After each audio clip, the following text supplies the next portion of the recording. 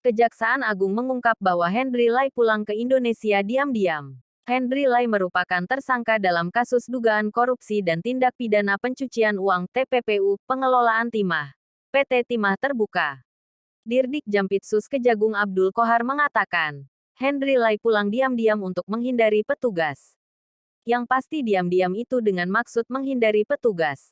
Tapi kan kita sudah monitor keberadaannya, ungkap Abdul Qohar dalam konferensi pers Selasa dini hari tanggal 19 November tahun 2024.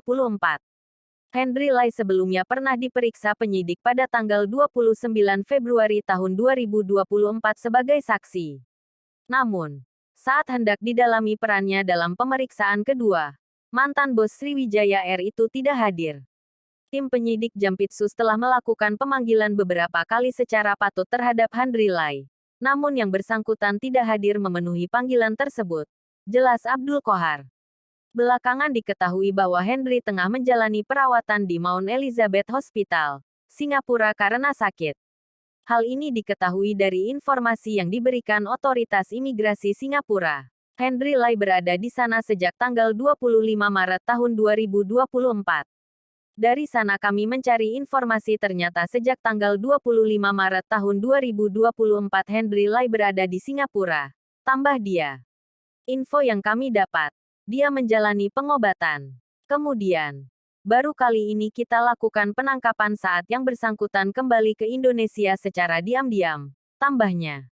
Abdul Qohar menjelaskan, pihak kejaksaan mengetahui perihal kepulangan Henry Lai melalui Bandara Soekarno-Hatta karena pihak penyidik Kejagung terus melakukan monitoring.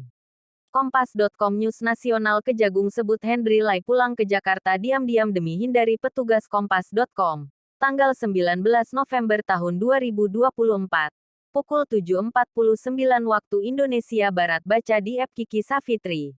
Dani Prabowo, tim redaksi 28. Lihat foto Jakarta. Kompas.com, Kejaksaan Agung mengungkap bahwa Henry Lai pulang ke Indonesia diam-diam. Henry Lai merupakan tersangka dalam kasus dugaan korupsi dan tindak pidana pencucian uang (TPPU), pengelolaan timah PT Timah Terbuka. Dirdik Jampitsus Kejagung Abdul Qohar mengatakan, Henry Lai pulang diam-diam untuk menghindari petugas.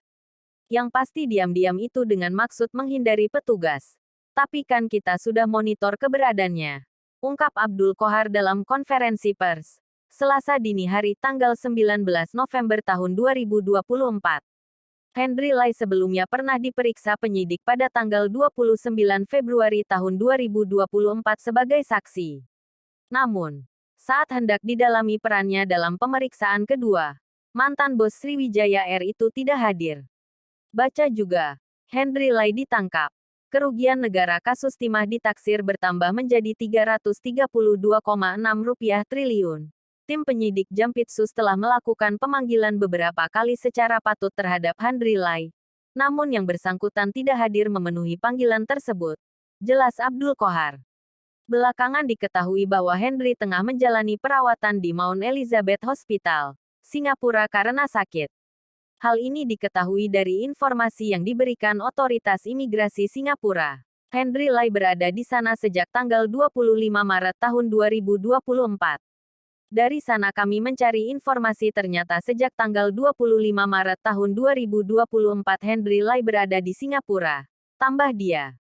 Info yang kami dapat, dia menjalani pengobatan.